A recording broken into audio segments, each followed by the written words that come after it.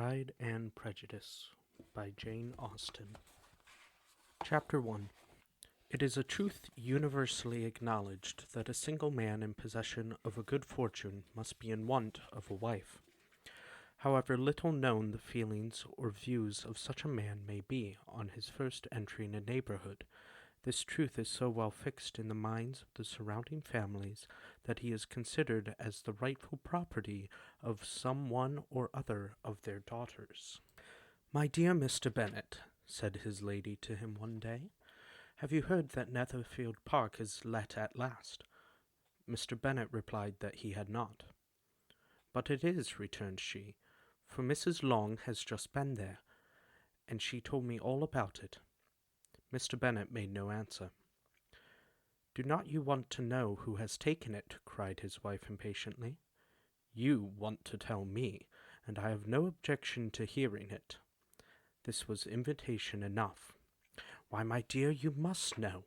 Mrs. Long says that Netherfield is taken by a young man of large fortune from the north of England, that he came down on Monday in a chaise and four to see the place, and was so much delighted with it that he agreed with Mr. Morris immediately that he is to take possession before Michaelmas, and some of his servants are to be in the house by the end of next week.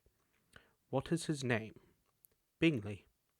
"Is he married or single?" "Oh, single, my dear, to be sure. A single man of large fortune, 4 or 5 thousand a year. What a fine thing for our girls!" "How so? How can it affect them?" "My dear Mr. Bennet," replied his wife, "how can you be so tiresome?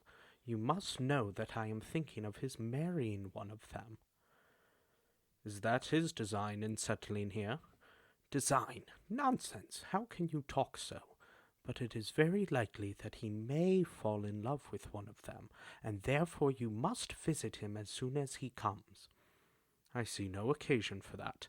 You and the girls may go, or you may send them by themselves, which perhaps will still be better, for as you are as handsome as any of them, Mr. Bingley might like you the best of the party."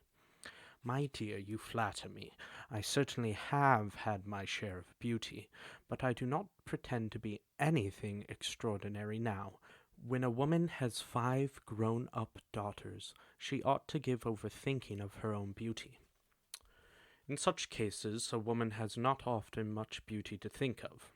But, my dear, you must indeed go and see Mr. Bingley when he comes into the neighborhood." "It is more than I engage for, I assure you." "But consider your daughters. Only think what an establishment it would be for one of them. Sir William and Lady Lucas are determined to go, merely on that account, for in general you know they visit no newcomers. Indeed, you must go, for it will be impossible for us to visit him if you do not." "You are over-scrupulous, surely. I dare say Mr. Bingley will be very glad to see you, and I will send a few lines by you to assure him of my hearty consent to his marrying whichever he chooses of the girls, though I must throw in a good word for my little Lizzie. I desire you will do no such thing. Lizzie is not a bit better than the others, and I am sure she is not so handsome as Jane, nor half so good-humoured as Lydia, but you are always giving her the preference."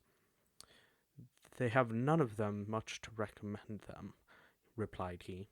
"They are all silly and ignorant like other girls, but Lizzie has something more of a quickness than her sisters." "Mr. Bennet, how can you abuse your own children in such a way? You take delight in vexing me. You have no compassion on my poor nerves." "You mistake me, my dear. I have a high respect for your nerves. They are my old friends. I have heard you mention them with consideration these 20 years at least." "Oh, you do not know what I suffer. But I hope you will get over it, and live to see many young men of 4,000 a year come into the neighborhood. It will be no use to us if 20 such should come, since you will not visit them. Depend upon it, my dear, that when there are 20, I will visit them all."